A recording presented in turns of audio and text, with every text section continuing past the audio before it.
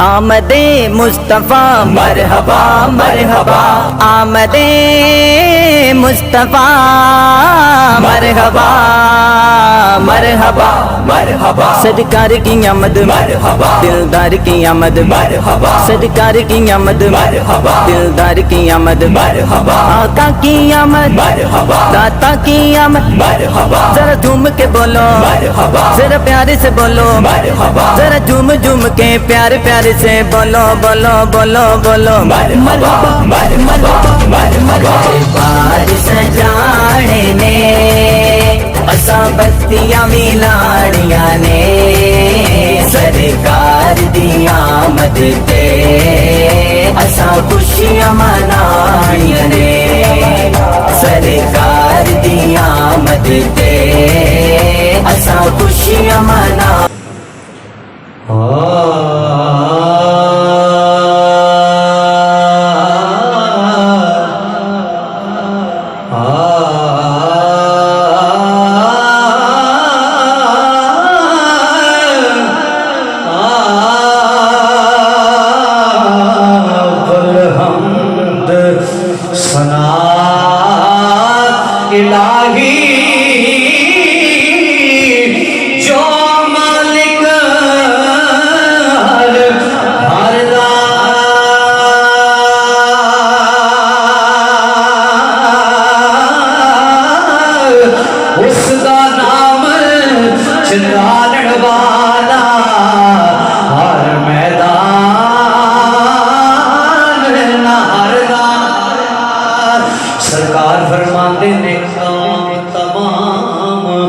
میسر دے نام دا چیت کریاں، رحمو سکے ساوے کردا گیرو ساڑے ہریاں، نور محمد روشن آہا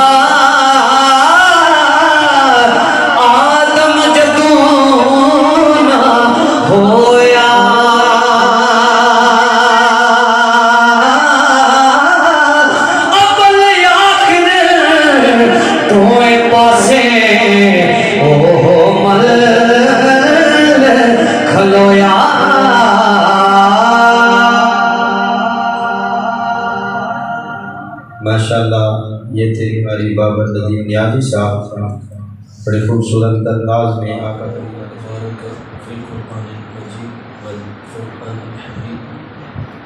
لقد كان لكم في رسول الله أسوة حسنة، صدق الله العظيم.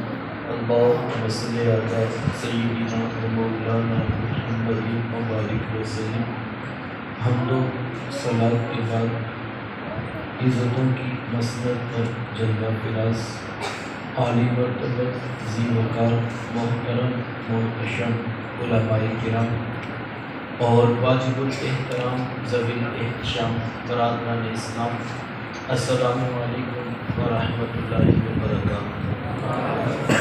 توفیق باری تعالیٰ مجھے اور آپ کو حضور علیہ السلام کے ذکر جمیل کی سعادت مندیاں نصیب ہو رہی ہیں۔ دعا ہے اللہ تعالیٰ میری اور آپ کی حاضری کا ایک ایک لمحہ قبول فرمائے اور قابل عمل باتوں پر توفیق عمل نصیب فرمائے۔ میرے حضور صورت میں بھی بے مثال، میرے حضور سیرت میں بھی بے مثال، ان جیسی نہ صورت کسی کو ملی ہے اور ان جیسی نہ سیرت کسی کے حصے میں آئی ہے۔ تو چونکہ صورت پہلے ہوتی ہے اور سیرت بعد میں، تو ایک دو باتیں میں اپنے محبوب علیہ السلام کی سونی صورت پر سنا کر پھر میں اور آپ دیکھیں گے کہ اتنی سونی صورت والے محبوب سیرت کے جماعت اور نام کیسے رکھتے تھے۔ میرے حضور کتنے خوبصورت تھے، اللہ تعالیٰ نے محبوب علیہ السلام کو کتنا سونا بنایا تھا۔ میں اور آپ تو 1400 سال کے فاصلے پہ کھڑے ہیں، جن لوگوں نے صبح و شام حضور علیہ السلام کو دیکھا، وہ ایک دوسرے کو باقاعدہ بٹھا کر پوچھا کرتے تھے کہ یار تو بتانا کہ حضور کیسے تھے؟ وہ کہتا کہ تو نے نہیں دیکھا تھا، کہا دیکھ کر بھی نہیں دیکھا تھا۔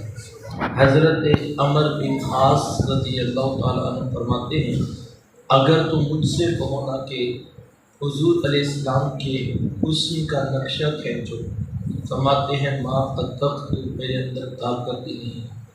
اور حضرت حسان بن ثابت رضی اللہ تعالیٰ عنہ فرماتے ہیں کہ میں جو حضور علیہ السلام کے حسن کو بیان کرتا ہوں تو اس کی وجہ یہ تھی کہ مجھے محبوب کو دیکھنے کا ایک طریقہ آ گیا تھا، جس وجہ سے میں نے ان کو دیکھا ہے اور ان کا حسن بیان کرتا ہوں۔ پوچھا گیا وہ کون سا طریقہ تھا؟ تو فرمانے لگے فلما نظرت الی انوارہ فوضعت کفی علی عینی خوفا من ذہاب بصری۔ کہا جب محبوب کا جمال جہاں آرا دیکھا کرتا تو اپنے ہاتھوں کی انگلیاں آنکھوں میں رکھ کر انگلیوں کی اوٹ سے دیکھا۔ کیوں؟ خوفا من ذہاب بصری، فرماتے ہیں ڈر لگتا تھا کہیں جنموں کی چمک سے آنکھوں کی بینائی نہ چلی جائے۔ یہ کون کہہ رہا ہے؟ حضرت حسان بن ثابت رضی اللہ تعالیٰ۔ اور آپ جانتے ہیں کہ حسان بن ثابت شاعر ہیں، اور شاعر حسن دیکھنے میں بڑا دلیر ہوتا ہے۔ وہ بھی میرے آقا کے حسن کو دیکھ رہا ہے تو آنکھوں پہ انگلیاں رکھ کر دیکھ رہا ہے۔ یہی بہتر ہے کہ وہ پردے میں روپوش رہے، یہی بہتر ہے کہ وہ پردے میں روپوش رہے، گر وہ پردہ اٹھا دے تو کسے ہوش رہے۔ اللہ نے وہ حسن عطا کیا جو دیکھتا جاتا بس دل دیتا چلا جاتا۔ امام زرقانی علیہ رحمہ نے حضور علیہ السلام کے حسن پر بڑی خوبصورت ایک بات لکھی ہے کہ ایک دن آقا کریم علیہ السلام صحابہ کو فجر کی نماز پڑھائی اور مسجد نبوی سے باہر نکلے۔ چلتے چلتے مدینہ المنورہ سے باہر ہو لیے تو باہر ایک قافلے نے پڑاؤ کیا تھا، ان کے خیمے نصب تھے اور ان کے اونٹ باہر بندھے تھے۔ میرے حضور جب وہاں سے گزرے نا تو حضور علیہ السلام کی نگاہیں ایک سرخ رنگ کے اونٹ پر اڑ گئی۔ آقا کریم علیہ السلام کو وہ اونٹ پسند آ گئے۔ یار مقدر اس اونٹ کے جو آقا کو پسند آئے، دعا کیا کرو مالک ایسا بنا دے تجھے بھی پسند آ جائے، تیرے محبوب کو بھی پسند آ جائے۔ کیونکہ زندگی تو وہی زندگی ہے نا جس میں محبوب بھی خوش ہو، محبوب کا خدا بھی خوش ہو، بھلا وہ بھی کوئی زندگی ہے جس میں محبوب خدا ہی ناراض ہو۔ تو حضور نے اہل قافلہ سے پوچھا کہ اونٹ بیچتے بھی ہو؟ انہوں نے بیچنا تھا یا نہیں بیچنا؟ کہا اتنا سونا آ گیا تو کہا ہاں بیچتے ہیں۔ میرے شیخ جوم کے پڑھا کرتے ہیں نی میں دل بیچا میں جگر بیچا جے پیارا محمد آ جائے، نی میں دل بیچا میں جگر بیچا جے پیارا محمد آ جائے، نی میں اپنا سارا گھر بار بیچا جے پیارا محمد آ جائے۔ انہوں نے بیچنا تھا یا نہیں بیچنا تھا؟ حضور نے پوچھا تو کہا ہاں بیچنا ہے۔ کتنے کا بیچنا ہے؟ اتنے کا بیچنا ہے، قیمت طے ہوگی۔ تو حضور فرمایا کہ میں اونٹ خریدنے تو نہیں آیا تھا، میں تو یوں ہی گزر رہا تھا کہ تمہارا اونٹ پسند آ گیا، میں تمہیں جا کر اس کی قیمت بیچ دیتا۔ انہوں نے کہا ٹھیک۔ آقا کریم علیہ السلام اونٹ کی نکیل پکڑی اور میرے حضور چل دیے۔ جب تک محبوب نگاہوں کے سامنے رہے یار وہ ٹک ٹکی لگا کے محبوب کی چال ہی دیکھتے تھے۔ جب حضور آنکھوں سے اوجھل ہوئے تو دل پہ ہاتھ رکھ کر بیٹھ گئے، ایک دوسرے سے پوچھنے لگے یار ایک اجنبی شخص آیا، ہم میں سے کوئی بندہ اسے جانتا پتہ ہی پوچھ لیتا۔ ایک بولا ویسے جب بات کرتے تھے نا تو منہ سے پھول جھڑتے تھے، میں تو اسی منظر کو دیکھتا رہا۔ ایک کہنے لگا اذا تکلم رؤیت النور یخرج من بین ثنایا، کہا جب بات کرتے تھے نا تو سامنے والے دانتوں سے بھی نور کی کرنیں چھن چھن کے نکلتی تھی۔ سبحان میں اللہ۔ اسی منظر کو دیکھتا رہا۔ ایک کہنے لگا میں تو خوبصورت جھیل جیسی آنکھوں میں کھو کے رہ کیا خوب سجن دیاں اکھیاں نے جے میں پار کے سرائیاں رکھیاں، آنکھیں کیا کہوں جیسے باب حرم کھلا، کسی نے بازو پکڑا، کہا میاں تو بڑا سیانہ بنتا تھا، تو ان کا پتہ پوچھ لیتا۔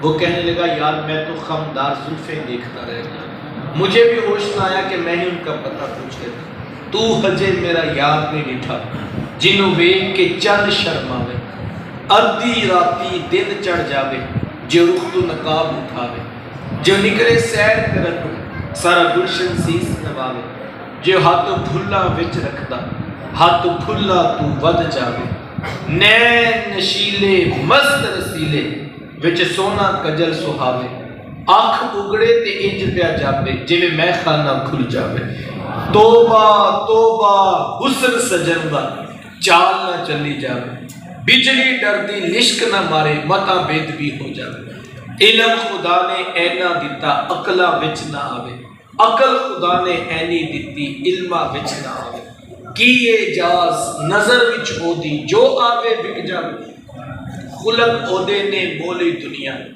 کوئی ورلائی جان بچاوے، آزم ایڈا سونا ماہی سن کدرے نظر نہ آوے۔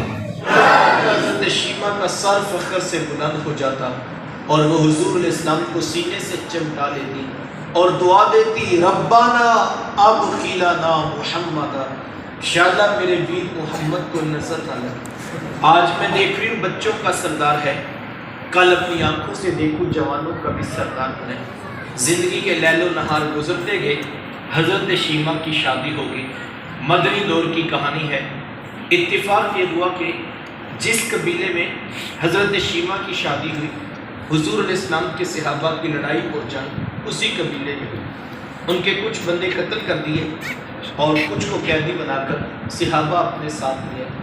عرب کے رواج کے مطابق قیدیوں کو چھڑانے کے لیے قوم کے سردار فدیہ اور فنڈ اکٹھا کرنے کے لیے نکلے، ہر دروازے پہ دستک دیتے اور فنڈ مانگتے۔ چلتے چلتے حضرت شیمہ کے دروازے پر بھی پہنچ گئے، دستک دی تو پوچھا کون؟ کہا قبیلے کے سردار ہیں، فنڈ اکٹھا کر رہے ہیں، تم بھی اپنا حصہ ڈالو۔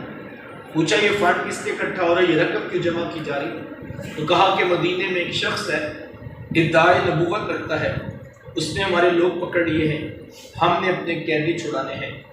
تو پوچھا کہ اس کا نام کیا ہے؟ کسی کی زبان سے بے ساختہ نکلا محمد صلی اللہ علیہ وآلہ۔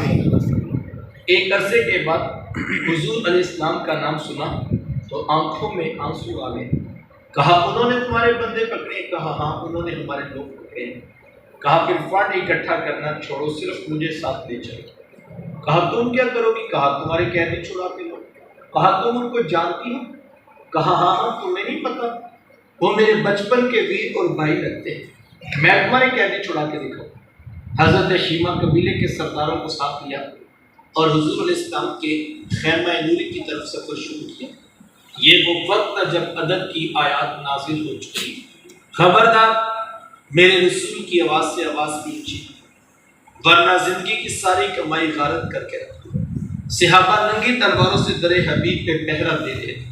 حضرت شیمہ اس خیال سے کہ میں تو اپنے بھائی کو ملنے جا رہی، جب آگے بڑھنا چاہا تو پہرے داروں نے تلواریں سونپ دی۔ رک جا دیہاتی عورت، جانتی نہیں آگے کوچہ رسول ہے، آگے تو بغیر اجازت کے جبریل نہیں جا سکتے، تو بول۔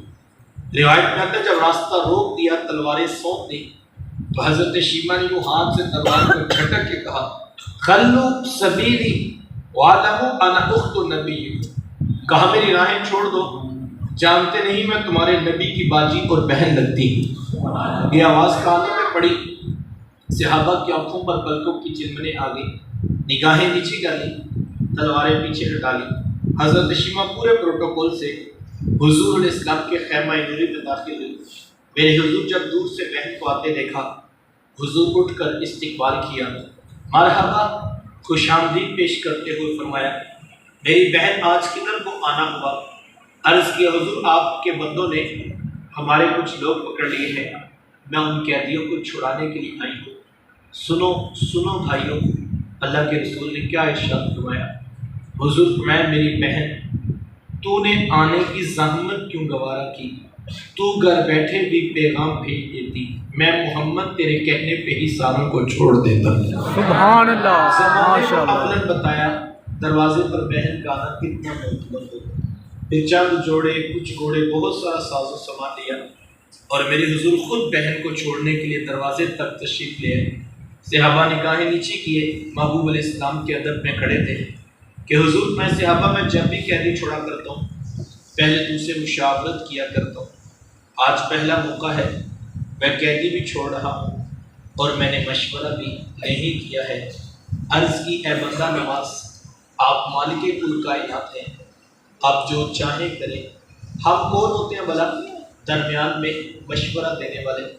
لیکن حضور جی اتنا تو بتائیے آج کون سی خاص بات تھی کہ آپ نے مشورہ بھی کرنا ضروری نہیں سمجھا؟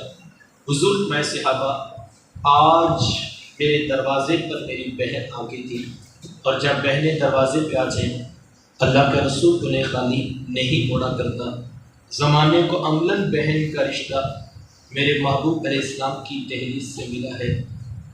جس دور پہ بیٹی ذبح کی جاتی، جس دور میں بہن کو زندہ درگور کر دیا جاتا، آپ تاریخ عرب اٹھائیں، اس دور میں 30 دراہم کے عوض 3 بیٹوں نے اپنی ماں کو جا کے بازار کے اندر بیچ دیا۔ ماں چیختی تھی، ماں روتی تھی اور کہتی تھی بیٹا میں تمہاری ماں لگتی ہوں، لیکن وہ کہتے تھے کہ تو باپ کی وراثت سے ہمارے حصے میں آئی ہے، ہم تیرے سے نفع اٹھائیں گے۔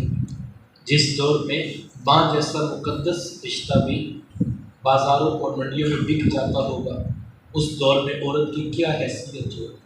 لیکن اللہ کے رسول صلی اللہ علیہ وآلہ وسلم تشریف لائے تو حضور علیہ السلام نے کائنات کی قیمتی متاع جنتی کھینچ کر کے ماں کے قدموں کے نیچے رکھ دی۔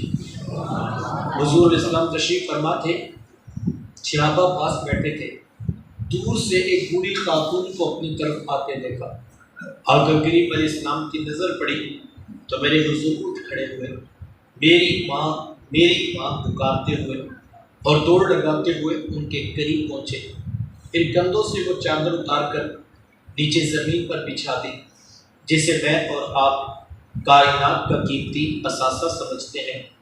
اپنی والدہ کو اس چادر کے اوپر بٹھایا، کان لگا کر گھنٹوں ان کی باتیں سنی، اور جب وہ بوڑھی خاتون خود اٹھ کر واپس جانے لگی تو کسی نے راوی سے پوچھ لیا یہ آنے والی خوش قسمت خاتون کون تھی کہ محبوب علیہ السلام نے کندھوں کی چادر ان کے قدموں کے نیچے بچھا دی؟ تو بتانے والے نے بتایا کہ تمہیں نہیں پتا، یہی تو حضور علیہ السلام کی رضائی والدہ حضرت حلیمہ سعدیہ سلام اللہ علیہ۔ سگی ماں تو سگی ماں ہوتی ہے، میرے محبوب علیہ السلام نے تو دودھ پلانے والی ماں کو بھی اتنی عزت دیا۔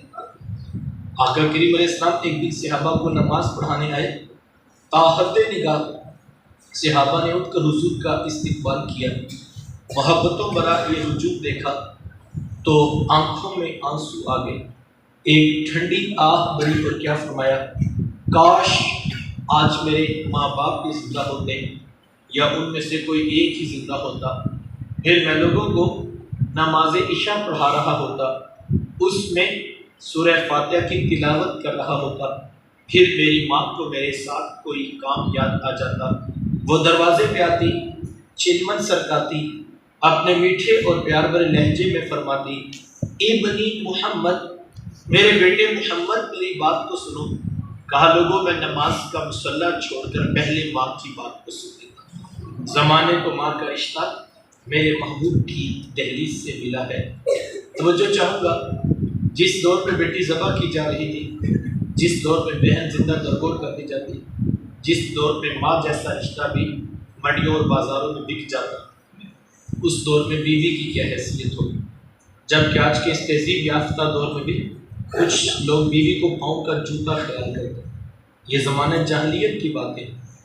آقا کریم علیہ السلام نے ازواج مطہرات کے ساتھ جو حسن سلوک کی داستانیں رقم کی ہیں، زمانہ ان کی مثال نہیں لا سکتا۔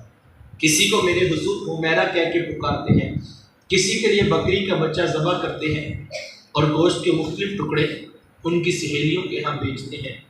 حضور کثرت کے ساتھ حضرت خدیجہ کبریٰ رضی اللہ تعالیٰ عنہ